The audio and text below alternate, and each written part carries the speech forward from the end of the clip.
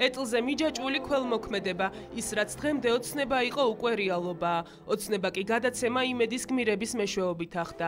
თერჯოლაში იმ კათარზისში, სადაც უმწეოები კვირაში რამდენჯერმე სადილობდნენ, დღემდე ვერ წარმოიდგენდნენ, რომ მათ სულ მცირე მთელი ზამთარი საკვები და საყოფაცხოვრებო პირობები არ მოაკლდებოდათ. გადაცემა გმირების ერთ-ერთი მთავარი გმირი უნარშეზღუდული თამარ გავაშელიშვილია. ქალბატონის სოფელში 50-მდე უმწეოს საკუთარ კათარზისში მასპინძლობს. ულუფა მაშინ აქვთ, თუ კი მეწარმეებისაგან მცირე დახმარებას მიიღებენ.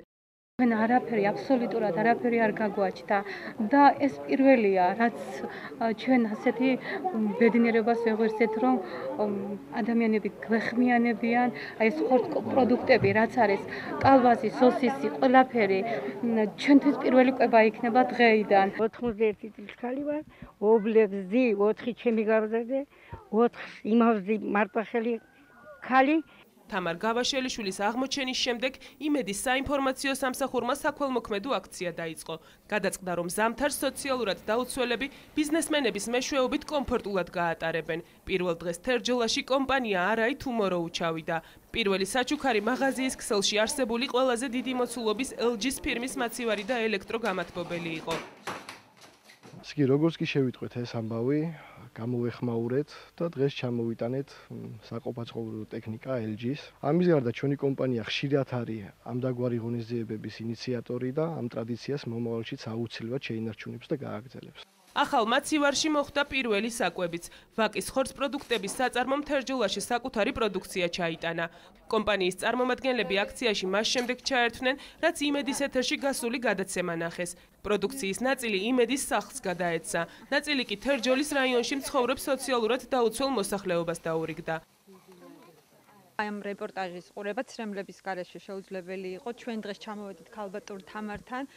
ვაკის ხორცს პროდუქტების ქარხანა ერთ-ერთი პირველი გამოვეხმაურეთ ამ ამბავს და ჩვენ ჩამოვიტანეთ სხვადასხვა სახის ხორცს პროდუქტები.